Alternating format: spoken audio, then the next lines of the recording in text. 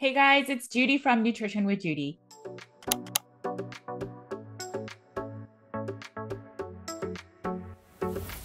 Thanks for joining me today. While you're here, please make sure to like and subscribe. If you're listening to this on podcast, if you can leave a review, this allows my content to get in front of more people, and thank you for that. My name is Judy Cho, and I'm board certified in holistic nutrition, and I have a private practice where we focus on root cause healing, and that starts with the Carnivore Cure's all-meat elimination diet. Today, I had the pleasure of sitting down with Dr. Shawn Baker. He's a repeat guest.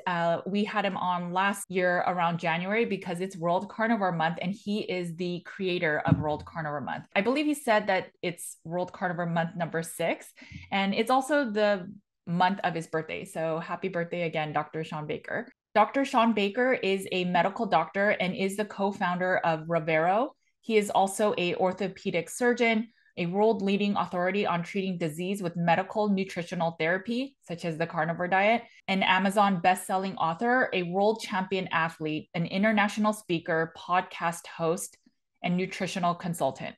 Most people know Dr. Baker. He shares a lot of funny content about eating all meat or mostly meat, and then making fun of people that don't eat meat. More than anything, he really is trying to help people get back to health that are maybe obese or struggling with some type of illness.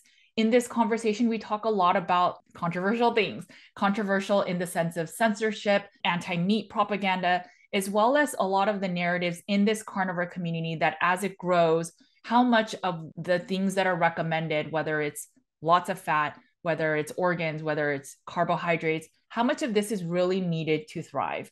Now, we are not picking sides or picking at people. We are really just trying to get into the conversation of what is required for optimal health on an all-meat carnivore diet. I hope that this information provides you just information to how to be successful on a carnivore diet, especially as we're celebrating and closing World Carnivore Month. Let's get right into the interview. Hey, Dr. Baker, I know we're kind of doing a co-interview, but I'm super excited to have you join my channel again. It's World Carnivore Month. I want to squeeze this into one, celebrate your birthday, as well as celebrate what you created, which is this movement of World Carnivore Month. So how are you doing? I'm good. And yeah, it's funny the topic is, and the reason World Carnivore Month is in January, because that is when my birthday is. And I didn't like the fact that Veganuary was in January. I said, that Right. sucks. So let's do carnivore. And so it's the 6th year. We've been doing this for 6 years now, and it's pretty cool. This year in particular, I think it's really, really, really taken off this year. And I think it's really cool. I get Rogan's doing it again. It's trending on Twitter. So we're seeing carnivore really, really growing. And I think it's, due to not just me, but many, many people out there, yourself included, and many other ones that are out there just, sharing knowledge and sharing success, which I think is really, really been powerful. So it's been a lot of fun. And thank you for doing what you do as well, Judy. Well, thank you for sharing. I mean, it's because of people like you that I learned about it, healed my own illness, and now I'm sharing and giving back because I think that's how we will move people is these stories of healing beyond the science.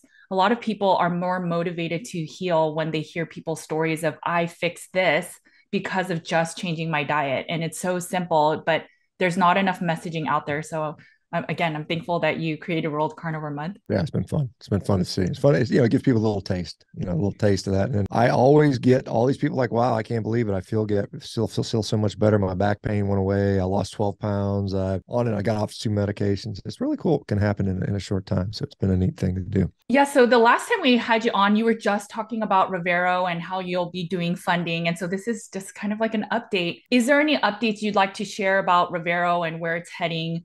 Plans for this year? Yeah, absolutely. This is an exciting year for us. So as you guys know, or some of you may know, we did some fundraising last year. We ended up raising $5 million to get us started. And so we've been working busily. We're doing research in the background. We're looking at, cost savings associated with diets. From the research angle, we are building out a huge software platform, applications. We've got a software design team. We've got a team helping us with content to get the information out there. And then we are in a process of hiring healthcare providers. And so we plan on probably launching sometime late spring to early summer of this year, most likely in all 50 states where we'll start seeing patients. And so we'll be able to provide actual medical care, not just health coaching, but de-prescribing, prescribing medication, and mostly de-prescribing. That's our goal. And all the physicians and healthcare providers we hire, they understand that our goal is to ideally get people off medications as opposed to the standard, standard thing is where you just mindlessly keep prescribing more and more medications and never think about getting people off. And so that is coming soon. So we're really excited about that. And it's going to be a busy and wonderful and,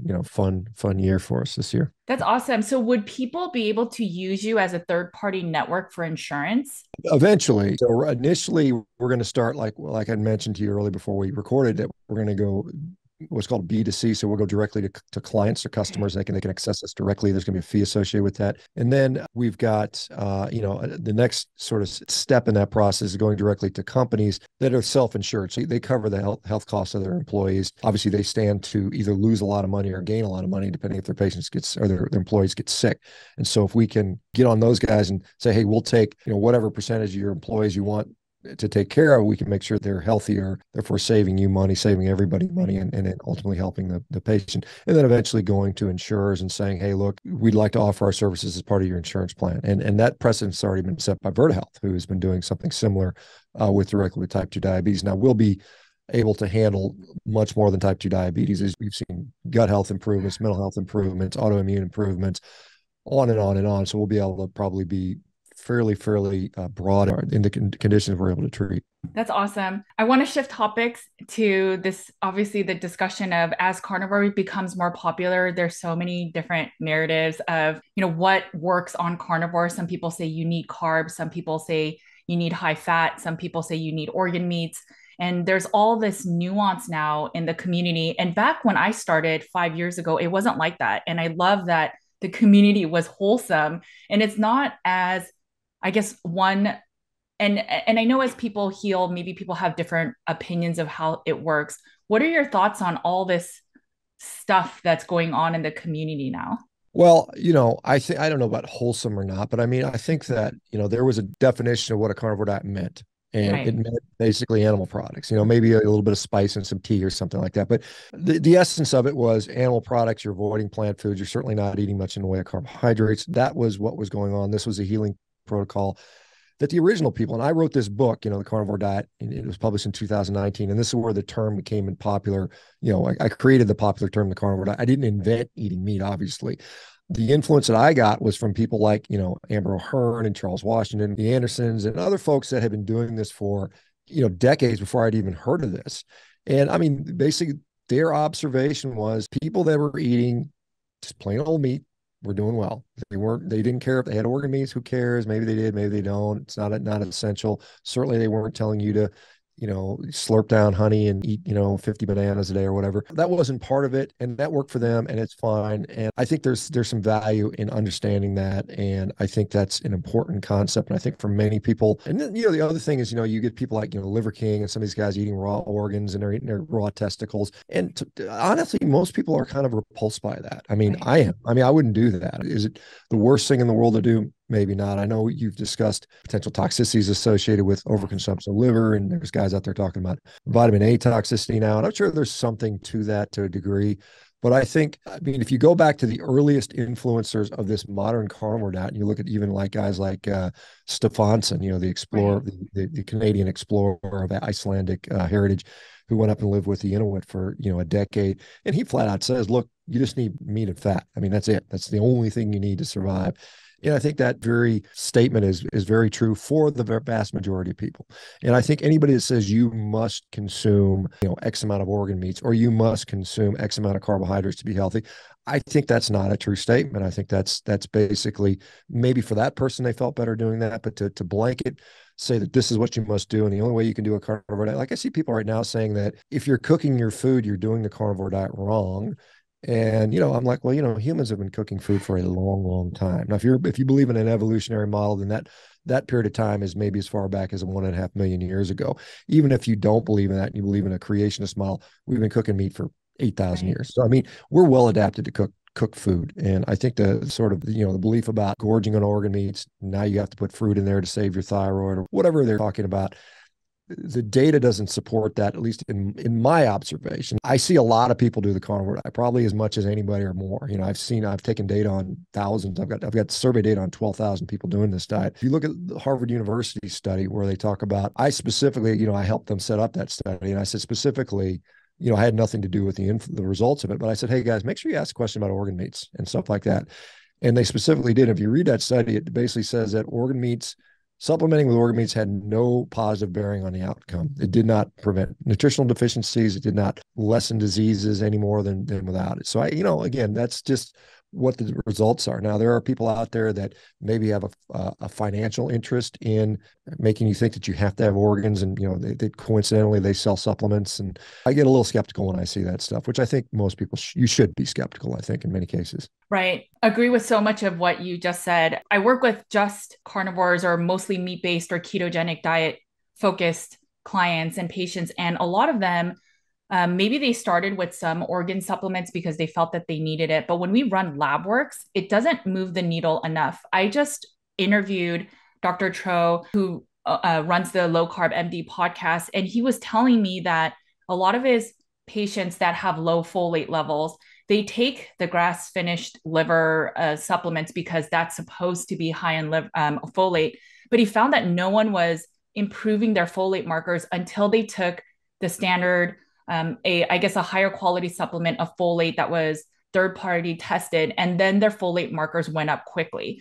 And so he said, I don't know what it is about those liver supplements, but they are not increasing folate as people market. And so then I went, and I always try to prove and find the data of why. So I went then and I looked at some of the graphics I made from the USDA, and in 1 ounce of liver, so that's 6 capsules, 1 ounce of liver only has 20% of your daily value of folate. So you need 6 capsules to even hit 20, which isn't that much, but it's marketed as one of the best foods for folate. But you would have to then consume 5 ounces of liver every single day just to meet the daily value. And not to say that the daily value is super correct, but that's one of the biggest marketing ploys for why you need to consume liver is the folate. But how many people are eating 5 ounces a day? And that equals 30 capsules of the liver supplements. And again, that doesn't cover the level of copper toxicity that you would get or the vitamin A, hypervitaminosis A from that. And so again, it's wait, why are we eating this really nutrient dense food? Yes, it's high in B12, but you can get that in steak. So if it's not that folate's rich in that, well, you can get folate also in egg yolks. I think 12 egg yolks would give you that 100% daily value as well. So I would rather do 12 egg yolks than eat 5 ounces of liver, which also has too much other nutrition. Again, one thing I would say is I have seen some people on the carnivore diet that have had low folate. Usually they're not symptomatic though. I mean, it's just, right. I mean, what are we seeing? Macrocytic anemia? No. Are we seeing, sores in the mouth? No. Are we seeing any sort of generalized systemic symptoms? No. So the question is a low serum folate level in the context of a carnivore diet, and when you're completely asymptomatic, is it even worth worrying about? And I'm not sure that it is. And so I think this is one of the things we talk about the USDA, the RDA requirements for vitamins, the standard reference range labs, and we're talking about a population of usually Americans that are on a grain-based diet. Right. And so I don't know if that translates well. And like I said, I'm just like, show me the clinical deficiency state that's occurring. And because then the counter argument is, well, it could be subclinical and you can't tell, and better to be safe than sorry. And maybe that's true, but I'm skeptical of that as well, because I think it's just a vehicle to it's just kind of like the people tell me, well, you better do this or you're going to die in 30 years. I'm like, well, hey, I'm going to die in 30 years maybe anyway, so why do I need to do this or that? Yeah, but it's interesting to see that even those overpriced, because I think the markup on those things is something in the order of like 3,000% or some ridiculous amount. It's something so high, and to sit there and sell that, and it doesn't even really make much of a difference on the serum folate level. It's like, well, why the hell am I taking it anyway? What's the benefit here? I have heard people anecdotally say, well, I felt better when I took them. And I would say, perhaps there is an argument to be made that early on in the diet, maybe if you're coming from a really, really poor quality diet and you're really, really nutrient depleted, maybe for a short period of time, adding these foods in. And I would rather, if you're going to eat organ meats, just eat the organ meats. Don't pay for the oversight price supplements. Do that for a period of time. And then most people, I've talked to people like Amber O'Hearn, who's been doing this diet forever. I mean, she is smart about this as anybody. And she says, she would get to a period where she would have liver for a little while, and then she didn't want it anymore. It was just like the craving was gone. It in fact became repulsive. And so it's kind of like, maybe there's a deficiency state, pregnancy, stress, injury, illness, where maybe you need a little bit more nutrition. And then most of the time you don't do that. And, you look at, like some of these recommendations for how much you eat. And then I just look at an animal. I'm like, well, a cow weighs, 1,200 pounds. You're going to get 600 pounds of, meat out of that animal. And you're going to get what, 10 pounds of liver? I mean, that's that even if you do the math on it, it would result in a very small amount. And then you realize if you've ever gone hunting, those organs don't keep very well. They're hard to Right. preserve, And so it's like, how much do we actually eat historically? Because I know people often they'll point to hunter-gatherer populations today, modern time, the Hadza. And these guys are out there eating baboon penises because there's nothing else for them to eat. Right. I mean, they're literally starving to death if they don't eat everything. And I don't think that is how humans evolved. I mean, we didn't grow a big brain by starving all the time. And I think we lived in a surplus environment when we were hunting these big animals, these big mammoths that were abundant, and we were able to kill them very easily. So you had access to plenty of calories, you had access to plenty of fat. You probably ate the parts just like we do today. I mean, everybody that goes to the grocery store, you buy a bunch of food and you eat all the good stuff first, right? You're just like, I'm going to eat the stuff that I like first, and I'll save the rest for, or maybe I won't even eat it. Maybe it'll end up in the trash. So it's just kind of funny. I think we would have done that. I think that's how humans are. Yeah, and using some of the arguments you just used. So in the community that loves the organs and they say, well, you need it because of folate, because of something. And let's say that we really do believe in the RDAs. But then what about their argument for vitamin C? But so vitamin C's RDA doesn't matter though. It's just always, it's a lot of this picking and choosing. And even with the ancestral arguments of, well, the certain animals went for the organs first. Well, maybe they went for the organs, one, as you said, because the organs are the easiest to get to. They're not around a lot of the bone. So maybe that's why, or maybe it's also because it's spoiled first. So they knew from previous kills that it's easier to grab organs. And so it's Well, just, yeah. Well, I mean, to elaborate on that. Well, first of all, I mean, we're not wild animals, we're not tigers and lions. But I mean, even still, I mean, most like if you look at what a lion will prey upon, they're preying on relatively lean animals, zebras, wildebeest, things like that. And those animals have very little fat in their musculature. It's very little. And so they need some fat. They don't need as much as humans, but they need some. Where are they going to get that fat from? Or they're going to get it from the perinephric fat, from the omentum, the mesentery, the pericardiac fat, so they're going to get their internal organs is the only place they're going to get fat. They can't, their jaw structure is not set up so they can crack skulls and they can access the brain. They can't really get bone marrow. They can't get they can't break the long bones very well. So they're gonna preferentially go get fat first, and then once they fill that up, and then you think about it. If we believe in an evolutionary model, it's very widely believed that the earliest hominids started out scavenging, and so they would go behind those animals who have already picked off all the organs and picked off a lot of the fatty, or a lot of the meat, and then humans went in there and got whatever meat was left over, probably cracked the skull, got some bone marrow to get the fat. And I mean, there's studies out of Africa where they followed lions around and they look at like how much meat do they leave on a zebra carcass. And it's usually something like 20 kilos of meat, is what they leave behind. And that's a lot of meat. You think about it, that's 10 people's food for the day or something like that. So there's a lot left behind. So we started out scavenging, probably eating muscle meat, probably eating fat, in the form of either brain or marrow. But I think it was more for the fat content more than anything else. And I think, if you think about energetically, where would we, because liver itself is obviously high in protein, it's higher in iron and copper and those things, but it's not a really fatty cut of meat. So you're not getting a lot of energy in from there. And if you're thinking about how did you grow that brain, how did you go from a 300 cc Australopithecine brain up to a 1700 cc Neanderthal brain, or 1500 cc Homo sapien brain? You had to get dietary fat. You had to get a concentrated amount of calories, and that's the Aiello Wheeler hypothesis, from the 1980s, where they talk about the shrinking of the gut and the enlargement of the brain. So expensive tissue hypothesis, rather. the last thing I just want to bring up with the organs is I know a lot of people will say, well, all the fat soluble vitamins balance. And if you look at the nutritional profile again of liver, is that vitamin A is super high. 3.5 ounces gives you many, many percentages over the 100% of daily value. Whereas D, E, and K, they don't even hit like 20% of the daily value. So then again, it goes back to why are we eating? If you look at the nutrient profile of liver, certain nutrients are high. But if you take a closer look in terms of symbiotic relationships, there's an imbalance. So just like copper and zinc balance, there's not a lot of zinc in liver. There's not a lot of vitamin D, E, and K. You would get a better balance if you just ate muscle meat. I just think this nuance is so important when people want to really medically push this way of eating as a healing tool. Well, then we need to just get all these little things correct, because it's not that we're missing too much liver, that's why most of America is sick. That's not the truth. And it's not that we're not eating sticks of butter and that's why we are sick it's just all the processed foods, the processed carbs, processed oils. And if we remove a lot of that and make this diet just accessible for more people, a lot more people will heal. And that's where I think you and I really align in our messaging if most people just ate meat, butter, and eggs, they would heal. And you don't have to worry about all that other additional nuance. Yeah, I mean, I think a lot of people are doing that. I mean, we are seeing that, and it's certainly a lot more appealing. You know, if I say, "Hey, just go eat some steak and eggs for breakfast," and then Right. some other guy saying you got to go, sleep on a rock and eat raw testicles. I mean, what's going to be easier to sell than the other? And it's not just about selling it, but I mean, it's what actually really works. Like I said, I've been around long enough to seeing that people are out there just eating plain old ground beef and maybe some eggs or maybe not, maybe some bacon, and they're doing great. I mean, they're coming off Right. medications. They're losing all kinds of body fat. I mean, it just really works, and I think that's an important thing. I mean, particularly when it comes to like we're getting into this sort of grass finished beef versus grain finished beef, and even that discussion is, I think, more about this sort of utopian belief system rather than what actually works. And again, when I wrote the book, The Carnivore Diet, the touchstone for me was what was actually working in people, not what I believed, not what I thought the science said. I'm like, what actually works in people? And I think that's a really important concept.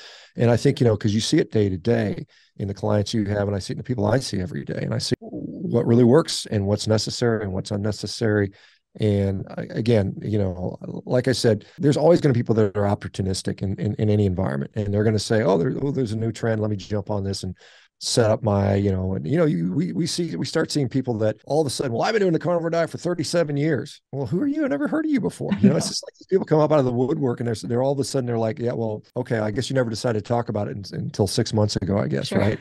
Yeah, I mean, it's kind of funny. I see some of that stuff Right. in the comments because, I mean, anybody, as you probably, I mean, I've been very open and vocal about this, and I've been doing this now.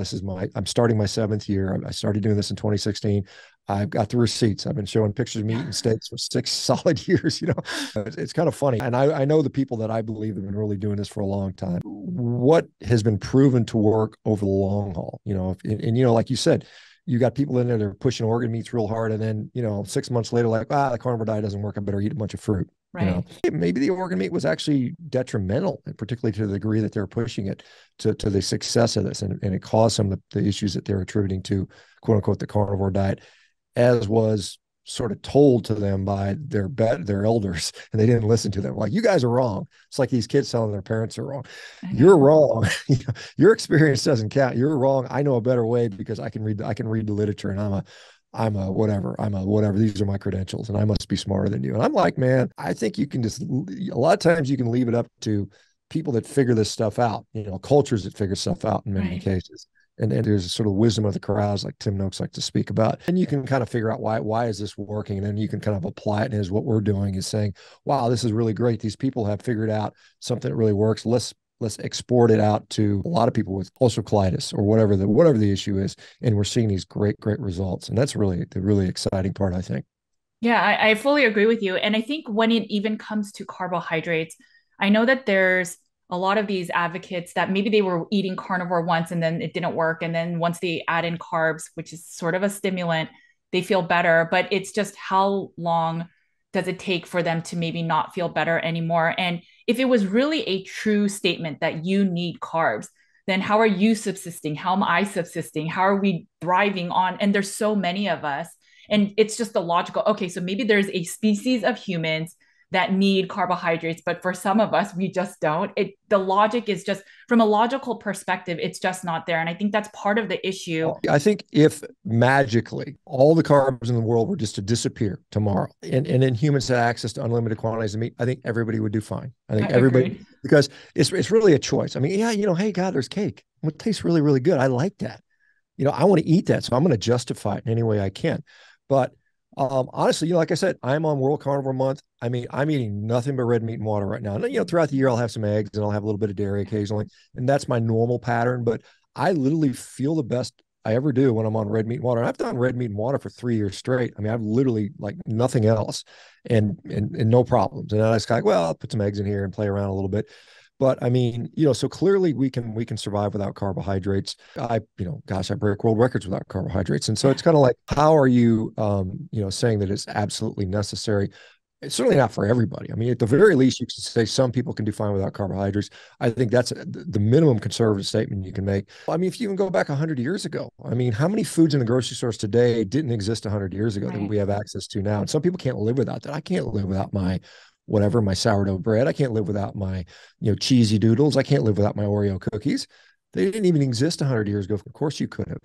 And it's the same thing with carbohydrates. Before the invention of agriculture, what cauliflower didn't exist, broccoli didn't exist, all these things, artichokes didn't exist. None of those things, even we made those are human created vegetables. They didn't even exist. I mean, bread didn't exist 20,000 years ago. No one heard of bread. It wasn't there. And we were now you could say, well, we had some berries and maybe we dug up some old, ancient carrots that were, half wood and, harder to chew. But I mean, like I said, I think, like I said, if you were to try, like anytime you watch one of these TV shows, these survival shows, and you stick them out in the woods, They're guess eating what? meat. They're eating meat, and if they want to survive, they're eating meat, and they don't need anything else. I mean, that's for sure. Yeah, and even the whole belief system of eat the rainbow in the plant. When I was writing my book, I found it's a new coined term by the plant-based community. It didn't exist. I mean, as you talked about cauliflower, kale, broccoli, all of them are from that mustard plant. And Yeah. it's like, how are we eating the rainbow? It's just 100, 200 years ago, we were lucky to have maybe one or two crops on our plate. It wasn't this rainbow that we now. And I just think if we just take a second and think about the logic of what we hear and does this make sense?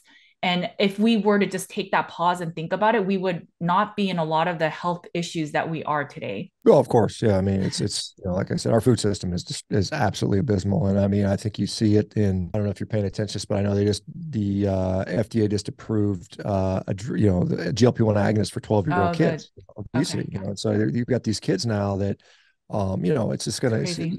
you're just gonna reinforce keep eating the garbage. Here's a shot, and now these kids are on a drug for the rest of their life, starting at 12.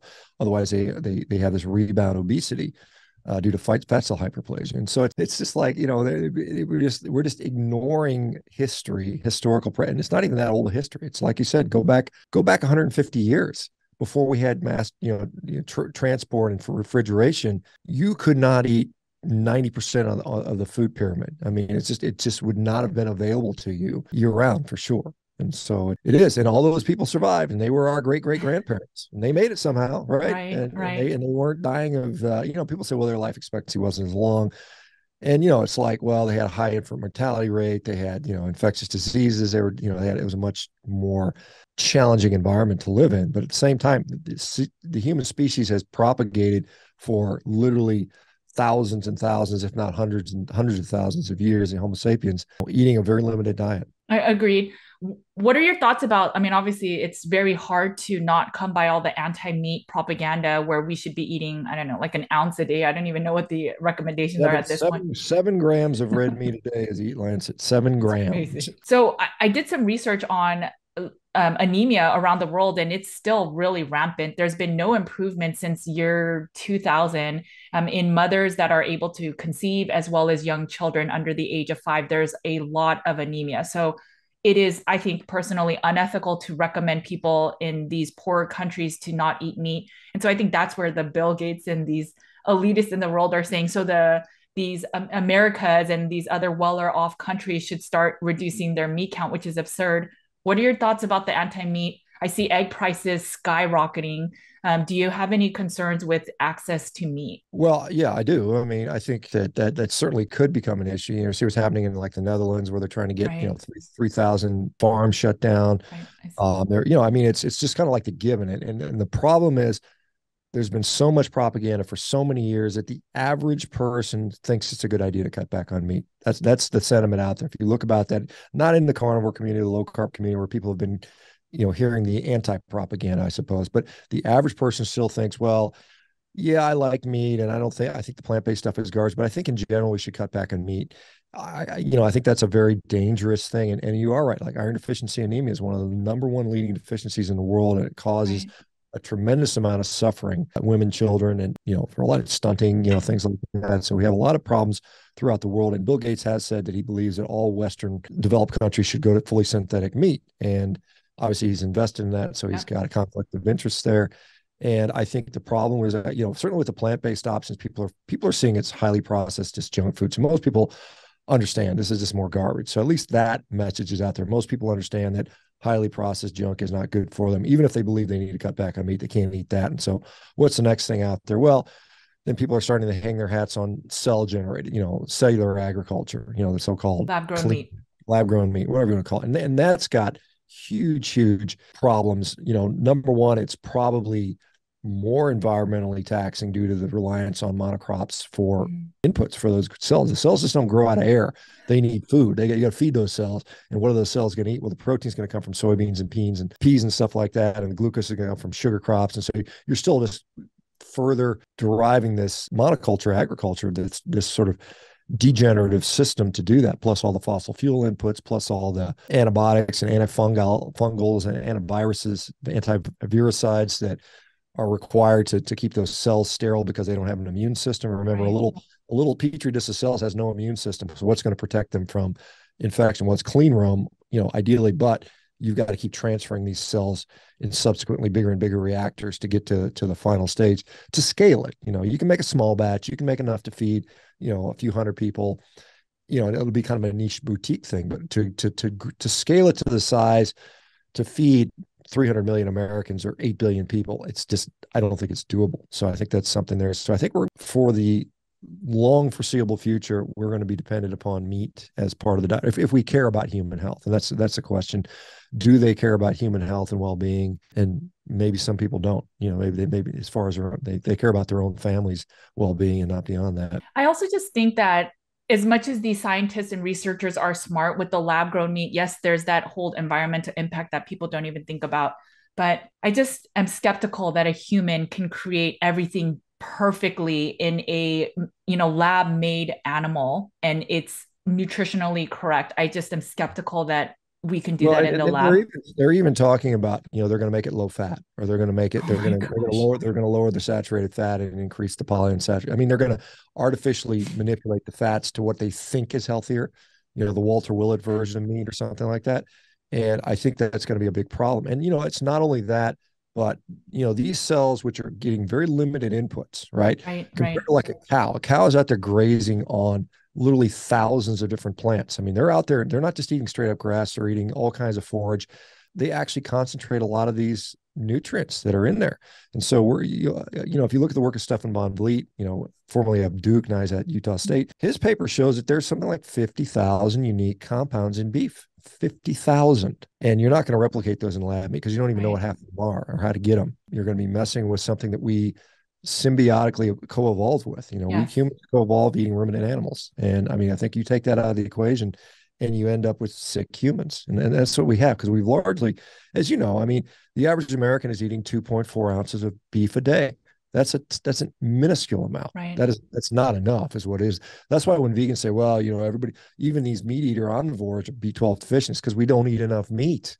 Even as omnivores, we undereat that. If meat is not half your plate, you're undereating it. And, in many cases, it should be your entire plate, depending on what you're dealing with. Yeah, no, I agree with that. So how do you think we should support the community? I mean, do you believe in just buying a lot of meat and saving it and rationing it in that way? I mean, is there a solve that you see at all with all of the prices going up, possibly this lab meat? I mean, do we go to our political, advocacies and try to fight this? Like, what do you think that we should do? Well, I think we should do everything and all things. I mean, I think you have to attack it on all fronts. I mean, yes, you need to let your politicians know that, hey, I'm not giving up meat and I want you to support that. And if you push to limit meat or eliminate meat or tax meat or to make it more inaccessible, then you're going to be fired.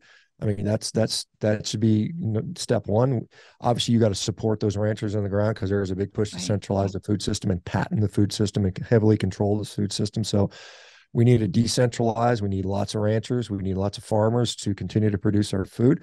We need to support those guys, not only vocally, and we need to do it vocally. I mean, go to the farms, buy the food, support your ranchers, but also vocally tell people, let them know that you appreciate what they're doing, and let other people know how important these people are. You got to use our voices. I mean, this is ultimately, if we live in a market-based environment, the market will respond to what the people want and what they're willing to pay for, right? I mean, we see that. I mean, there's narratives being pushed, but sometimes people push back and that gets shut down. And so we have to step up in a big way and say, number one, I'm going to continue to eat meat. In fact, I'm going to eat more meat, and I want you to produce more meat, and I want you to make it so I can afford it. This is what I expect of you, government. And I don't know how you're going to do it, but you need to figure that out. If you're going to send $1 trillion and spend it overseas on foreign aid, why don't you turn around and feed the Americans better? And this is something we have to do, and we just have to, and it's not a time to be passive. And if you have benefited from the benefits of consuming more animal products, then it should be intuitively obviously to you that you need to fight for that right, because it's going to be taken away from you.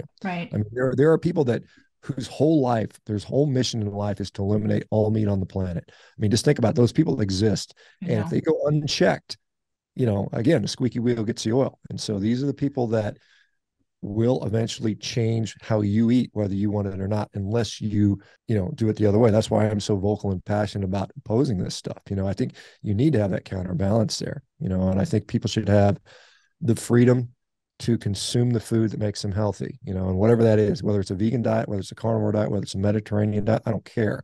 But at the end of the day, all choices should be on the table, and they should be left on the table.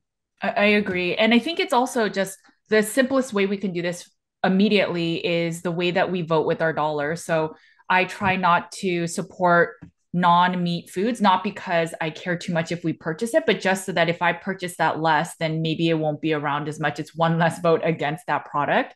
And maybe then just not supporting some of these big conglomerates, which I know is kind of impossible because it's a couple of companies that sort of own everything. But I think we can truly vote with our dollars. What are your thoughts about all these nuances also in the carnivore community? Maybe the PUFAs, like, do you think it moves the needle? I know we all know that seed oils aren't ideal, but some people are worried about the polyunsaturated fatty acids in pork, the conventionally raised pork, for example, that may have eaten the soy and corn. And then there's also this other new camp of people eating sticks and sticks of butter, as that is the way. And so then they're dramatically lowering their protein amounts. Thoughts on any of these? Well, I think, again, the discussion on seed oils is an interesting one. I mean, clearly it's not an evolutionary part of our diet. I mean, Right. they weren't invented until the late 1800s. So, I mean, they've only been in the diet 100 and maybe 50 years at most.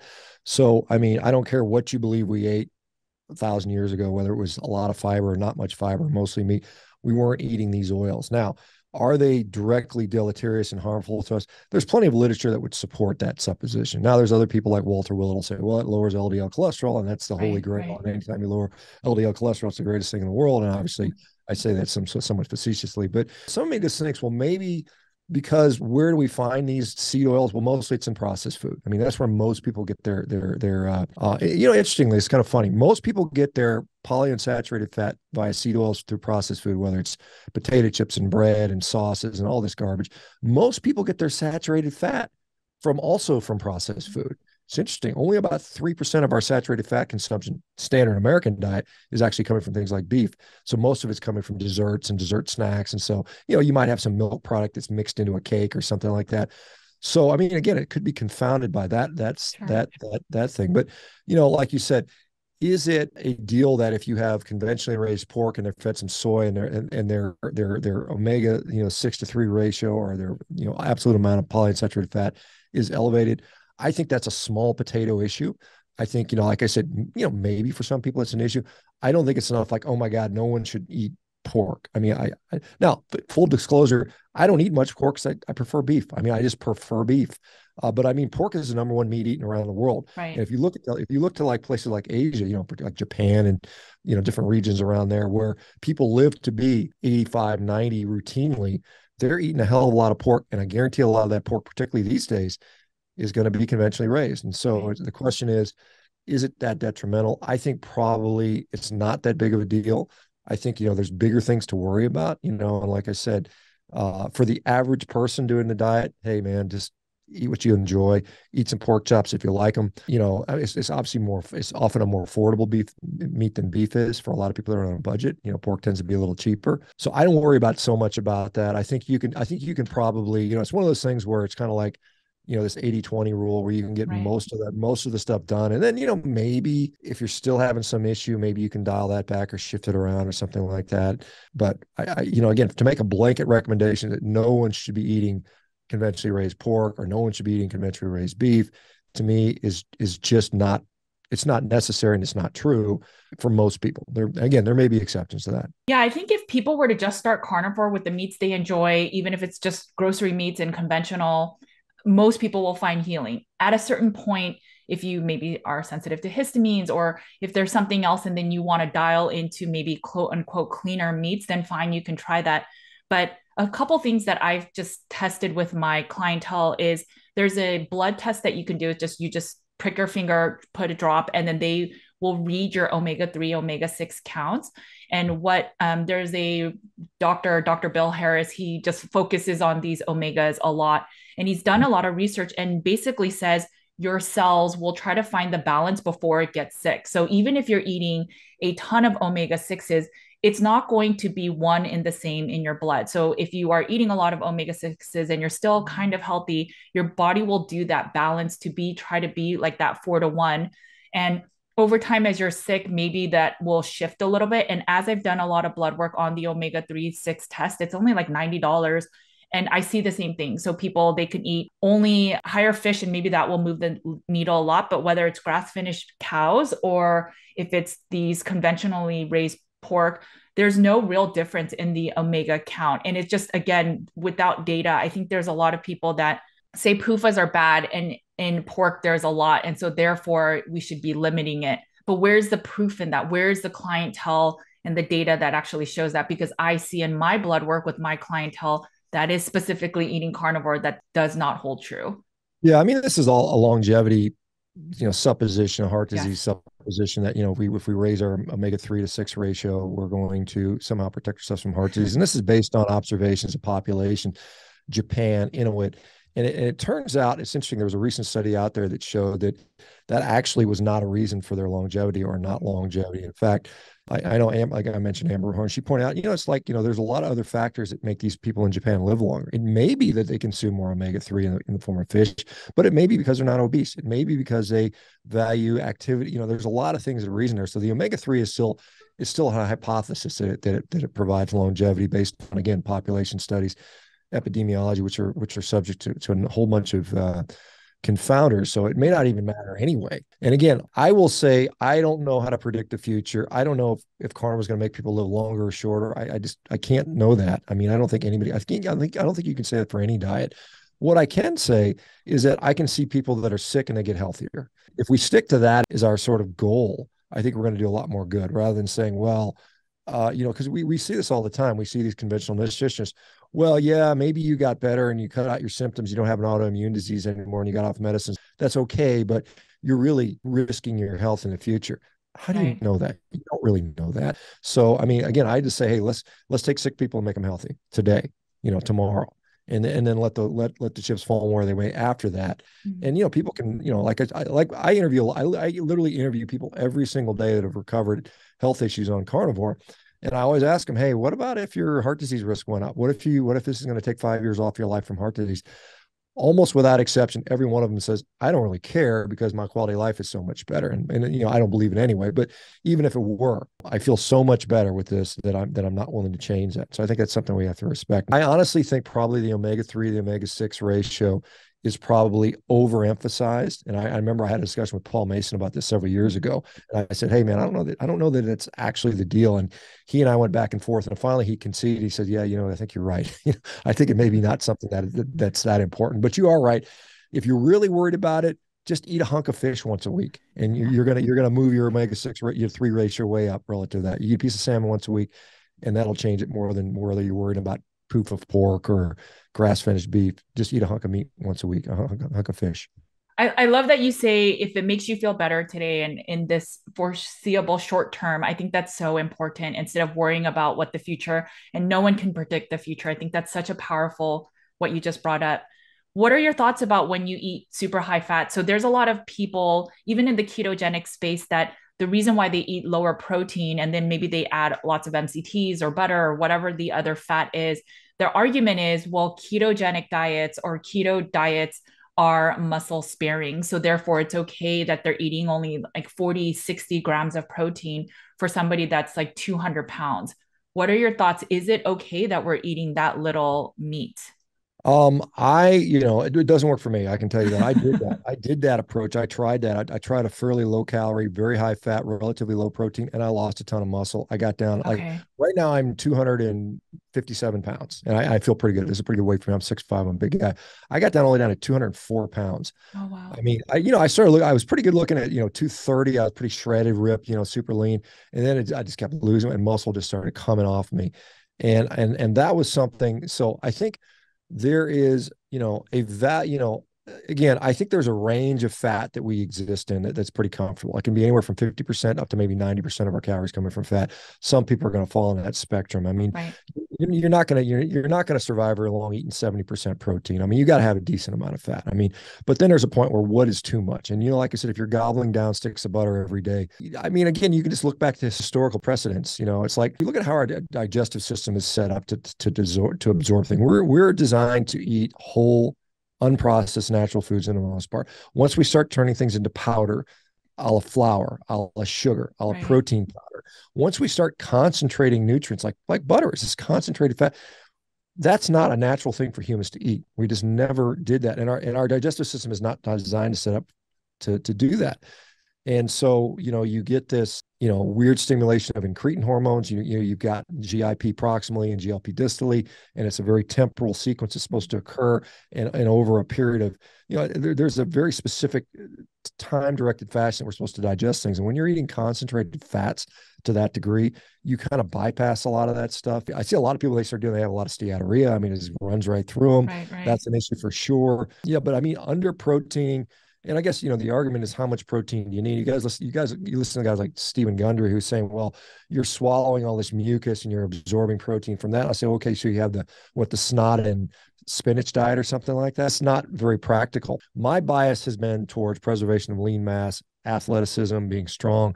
So I definitely have that bias there. And I'm always going to sort of kind of challenge people to go that way. And I think for most people, that's probably the better answer. Now, certain conditions, maybe somebody has epilepsy, maybe there's somebody with cancer and they want to really boost their GKI, glucose ketone index, a GKI.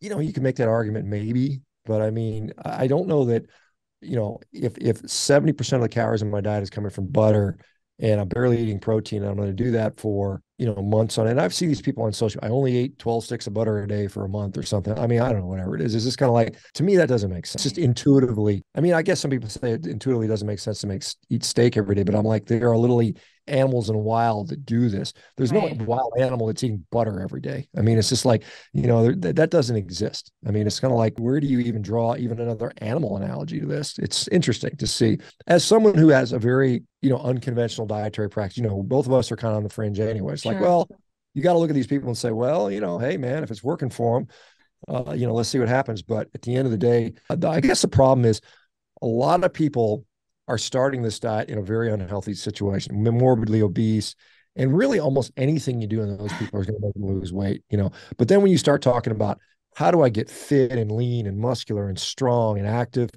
it's usually not going to be eating, 6 sticks of butter a day and 2 ounces of meat. I mean, that's generally not going to happen, right? I mean, you can say maybe it'll help you lose that first 30, 40 pounds. Sure, perhaps. But then after a period of time, you're going to have to sort of wake up to reality and say, there's a protein requirement that you should probably be hitting, and I think, yes, you can have the lowest possible blood glucose on pure sticks of butter. Okay. What's going on with your body composition? What's happening here? Yeah, I fully agree with that. When I was ketogenic, I did keto diet for a year. I was plant-based. So, I mean, I would eat fish occasionally, but generally speaking, I was eating almost 80% fat with very limited protein. And some of that was plant-based protein. So I was eating maybe 40 to 60 grams of protein a day. And I had ketones in the 7 millimoles. And so I felt great. But over time, I noticed I got really thin. I was getting to be very, very thin when I had my eating disorder days.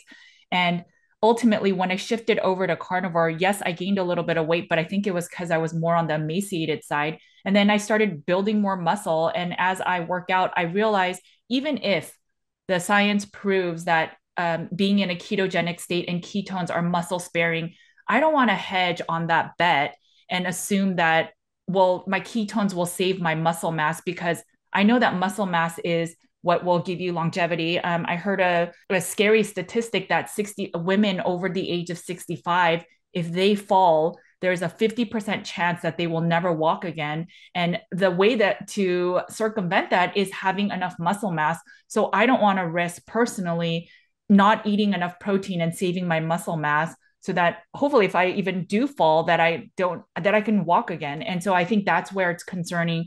Yes, I think you can use ketogenic carnivore diets therapeutically. We see that in that Hungary clinic, but long-term for longevity and muscle mass and just overall health, I think we need to eat sufficient protein. And do you have a definition of what is considered sufficient protein? Well, I mean, if you defer to guys like Don Layman, Stu Phillips, and stuff like that, All these are the right. protein research. They're going to say 1.2 to 1.6 grams per kilogram. That's their range. I mean, I think for some athletes and some guys that are putting on muscle, you might bump that up to 2.2, 2.6. So that's quite a bit of protein. I mean, I tend to err on the side of a little bit more protein. So I usually tell people about a gram per pound of ideal body weight or something like that is generally about the right amount. That may be a little much for some people, but I mean certainly not much less than that. I think is Sure. pretty reasonable for most people.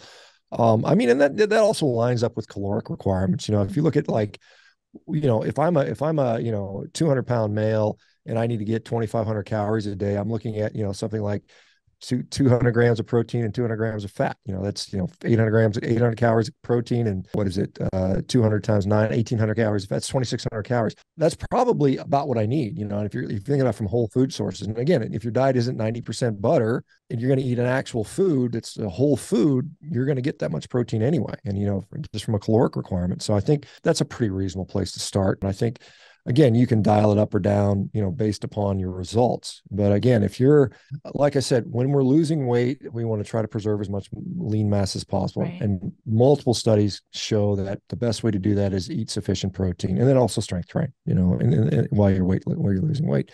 And I get a lot of people. Again, we just have such a weird population where there's so many obese people that have never existed like they do in the population. And so it's like there are so many things that can make them lose weight relative to what they're currently doing. And the question is, what is your ultimate goal here? And Right. like I said, I always defer to the side of having more muscle or more lean mass, bone density, thicker skin, whatever. I'm biased to that way because that's what I like to do, but maybe somebody else has a different goal. But I agree with you with the emaciated type of thing. Yeah, you can get very, very, very, very skinny and weigh a little bit, but is that healthier than weighing 10 pounds more and having a little more lean tissue? Probably not. Right. No, and I absolutely agree. And if you look at ounce to ounce of any type of fat and then muscle meat, it's the nutrients are mostly in muscle meat. So that's the other thing. If you eat super high fat, are you even getting enough nutrition from the amino acids and also the vitamins and minerals that are also in these meats? So I want to move on a little bit to censorship. I know both you and I have been censored on Instagram. I think you've also been censored on Twitter as well. I'm not really active on Twitter. Thoughts on this censorship and, Yeah. Yeah, I mean it's obviously awful. I mean it's kind of like, I was permanently banned from Twitter. It was kind of okay. funny. I mean, I was permanently banned and then they gave it back to me, which is kind of funny also. But like 6 months later, I've been suspended on YouTube about 5 times. I've had my Oh, Instagram shadow banned multiple times. It's just some of it has to do with talking about pandemic stuff. Some of it has to talk with just about health in general. I had a post pulled down on Instagram because I pulled a study it was talking about the nutritional superiority of beef versus chicken in the complementary weaning period, babies when they're sure. adding food into breastfeeding, and talking about better iron content and all these things. And I put beef for babies, and I referenced a study, and they pulled that post down like it was misinformation or wrong information. I'm like, this is a scientific peer-reviewed study talking about the benefits of beef. And so you got to wonder about that. I think, unfortunately, we saw this with the COVID, Right. pandemic, a lot of that, and then with some of the political speech. And I think we're just going to see more of it. We're going to start seeing, probably, if you push back on, climate agenda stuff, if you push back even on dietary stuff, they may start shutting that stuff down, which I'm very, very concerned about, obviously, because what you and I do and what our whole company revolves on is about getting out a message about fixing nutrition. And, we shouldn't all be eating a mostly plant-based diet, which is, largely processed plant-based diet, to be honest, and pushing back against that, just because some company is paying off, their lobbying for their politicians, or, paying off the media to do that. So it's a real issue. It's a real problem. I know that Twitter has recently, with Elon Musk at the helm, Right. has sort of dialed back on the censorship. Hopefully, other social media platforms will get the message that we don't want censorship.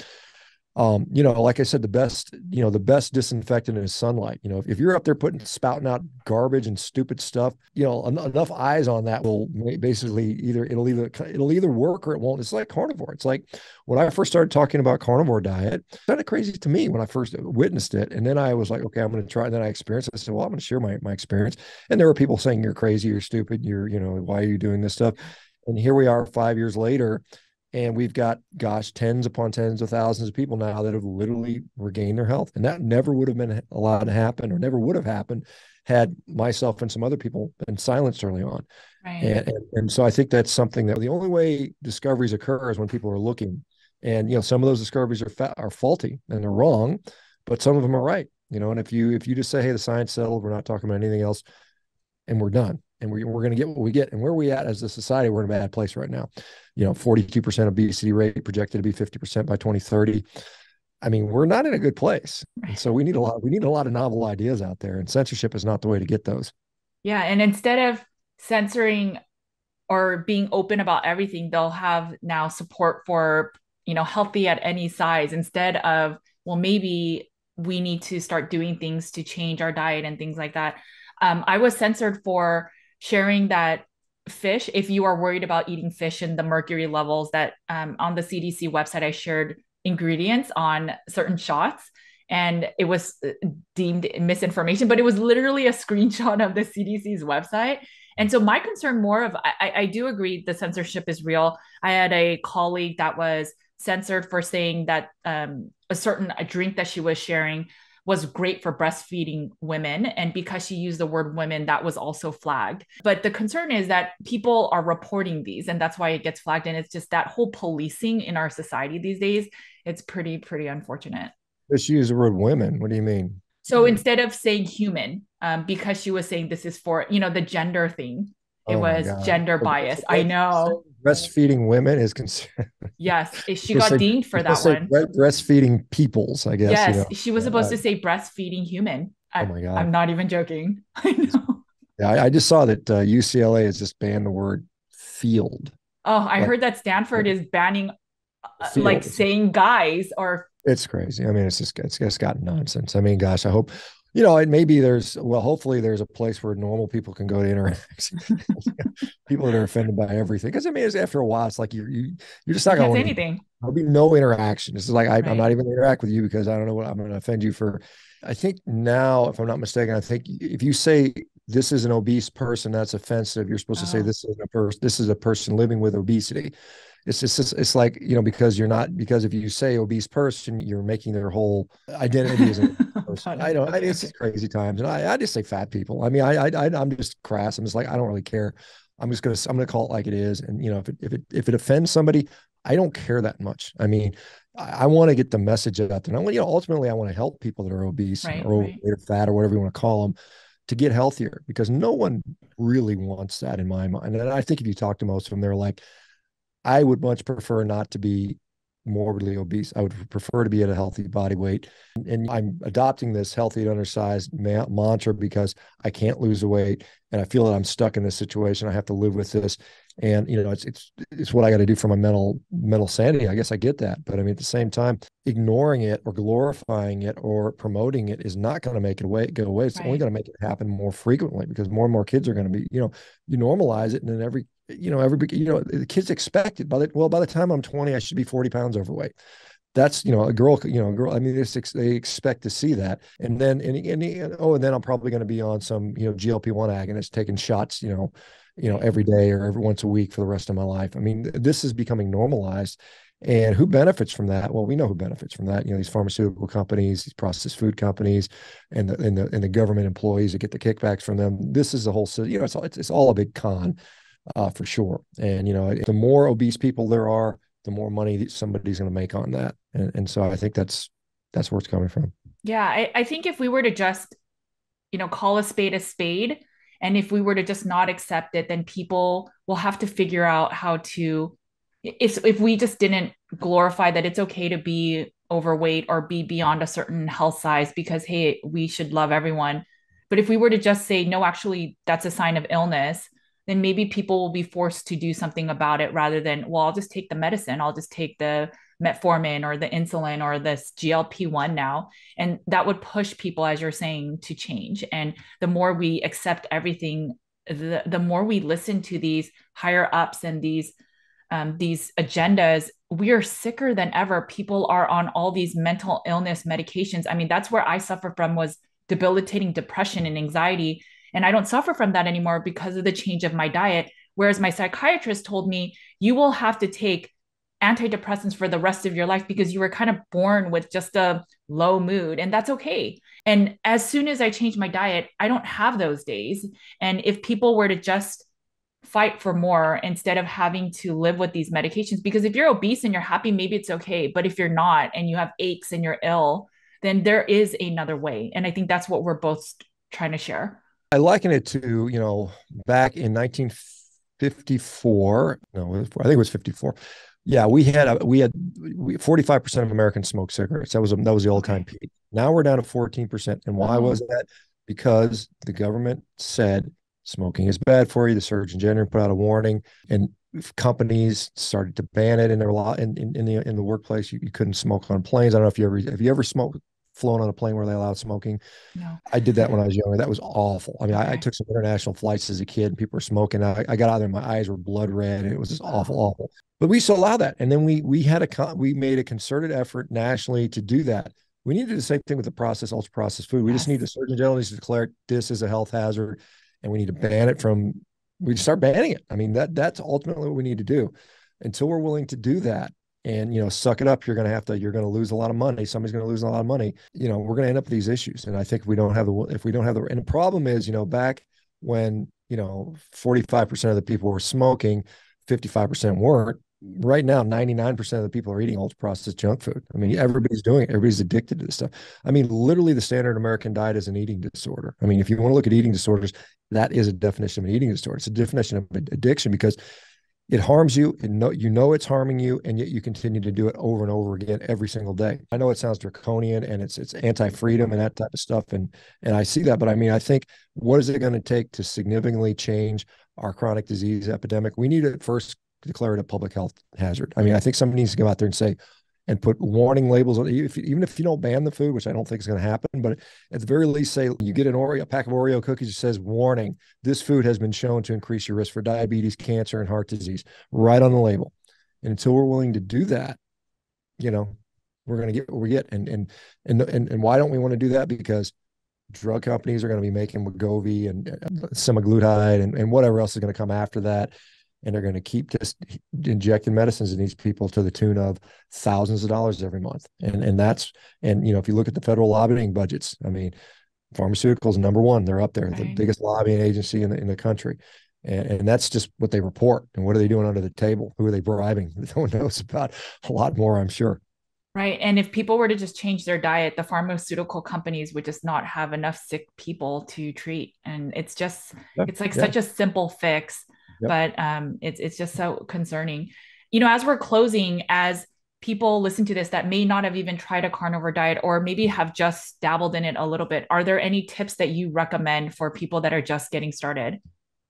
Yeah, sure. So I think for my purposes, again, this is a generic person with no specific diseases.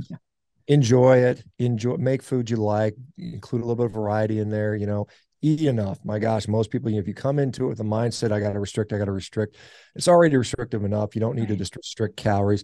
Enjoy, I wouldn't get so worried about eat this many macros or whatever. Just, fatty red meat works pretty well for most people. That's a pretty good heuristic to live by. Eat enough, enjoy it. I mean, you're probably going to have some fluid shifting around due to changing insulin levels. So make sure you stay hydrated and just have fun with it. My gosh. And I think the biggest thing, because people ask me, well, how much am I supposed to eat? I find that most people, like particularly when we're coming with like weight loss, most people are, dealing with some level of food addiction. That's not why they weren't 300 pounds because they're eating too many, ribeye steaks. It's because they're eating ice cream and cookies and junk and pizzas and all that stuff. And so and they ask me, how much do I need to eat? I say, eat enough so you don't want a cupcake. Simple as that. How much steak should I eat? Eat enough so you don't want a cupcake. And just do that and run with that for a few months. And, you may or may not gain weight. You may lose weight. You may gain weight. Who knows? But at least you sort of put those addictions in the back. And then you can start to sort of dial in a little bit, but have fun with it. Enjoy it. Look forward to what you're eating. Don't just sit down there and eat a bowl of plain ground beef every day, every meal. That's going to be so boring. That's going to be Right. so depressing. I wouldn't do that. Make it fun. If you need to use some seasonings in the beginning, use that stuff. You might have to take them out later. Like again, if you have some certain sensitivity to stuff, you may have to take it out, but have fun with it. Enjoy it. Use some recipes. Get some support. That's the biggest thing. What's the best supplement for a carnivore diet? Support.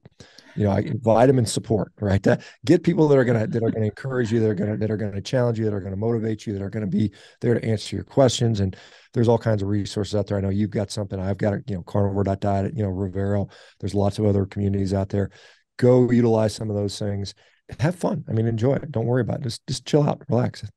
Yeah, I think that's good. I would just add consistency. So do the things you enjoy, and that will allow you to be consistent. If forcing down liver or eating some amount of carbs, but then it makes you feel joint pain the next day, or makes you just feel a little of that, the carb fatigue. If those things are not giving you health, or if adding sticks of butter is making you stay in the bathroom, and if these are not allowing you to stay consistent, then maybe that's not the right path for you. Like you said, eat fatty meats and eat the meats you enjoy. And then you can always fine tune things later, but make sure you eat enough. I think a lot of women, especially older women, they get full fast and they think, well, I'm listening to my hunger cues, and they tend to undereat. But like you said, most of your plate should be meat. And if you were eating maybe 6 ounces before, maybe you have to move up to 10, and maybe you start that way. I agree with you. It has to be fun, and it should be consistent.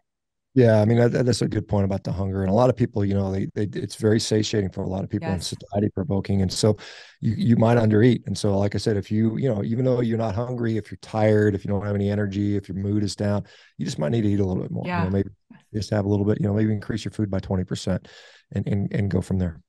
Okay. Well, as we're closing, thank you so much for, just chatting with me. Where can people find you, Revero? Are you still doing the group coaching, the individual? Yeah. So every single day at right now, currently carnivore.diet. I am doing Okay. a group meeting every day at 9 a.m. Pacific time. I have obviously social media on Instagram, Shawn, SHAWN, Baker, BAKER 1967. I'm on S Baker MD at Twitter, Shawn Baker MD at YouTube, and Shawn Baker MD on TikTok. Revero will be starting, basically in the late spring, early fall, where we'll actually Okay. be there. But I mean, to contact me directly, and I do still some one-on-one individual consultations for people. I usually reserve an hour a day to do that during the Okay. weekdays. So I've got time. You can book on my calendar. But yeah, I mean, I'm like I said, if you want to interact directly with me in just a kind of a general fashion without a consultation, just hop on carnivore.diet. You can join that for free and hop in there and just chat. We've had a whole bunch of people for World Carnivore Month. It's been a lot of fun seeing some new folks, and a lot of people have a lot of questions, but it's I enjoy this very much. I enjoy talking to people every day. Yeah, that's exciting. It's wonderful, the movement you've really started, and just for all the healing that you've done in the world. So I just appreciate you so much. And I just appreciate that even after 5, 6 years, you just are so grounded in your information. Sometimes it can come off as mean to the vegans. And I know it's just, facetious, but I just appreciate that you didn't jump on this. You must do this on carnivore for it to work perfectly, because I don't think there's no one answer for everybody. So I appreciate you so much. Yeah, well, I mean, like I said, I am led by what I see result wise, and if something makes me significantly change, I will change. But I mean, up to this point, I mean, the things that I found to be true 6 years ago is still true today. Yes. And I think these are things that Stefansson found true to be in 1920 are still true today. I mean, I don't think human physiology has changed any significant way in the last 5 years to where we suddenly need to be eating liver pill supplements. I mean, I just don't think it has happened. So anyway, Agreed. what's up? All right. Thank you so much, G. Thank you for joining me today. I'll talk to you later. Okay, guys, I hope that this conversation was helpful for you. I try to pick up on a lot of topics that are concerns in the community, especially today. As we are finishing up World Carnivore Month, I hope that you have seen tremendous benefits of eating an all meat or mostly meat based diet. The important thing is that we cannot get our meat banned. It is a therapeutic way of eating, and really the way that we've always eaten as humans since long, long ago. If you have healed on an all meat or a meat based diet, I hope you share the benefits of eating animal based foods to your communities. This is how we will fight the agenda that's against eating meat. Okay, guys, I hope that this conversation provided you another lever for healing. Make sure to eat a lot of meat, take care of your bodies because it is the only place you have to live. I will talk to you later. Bye, guys.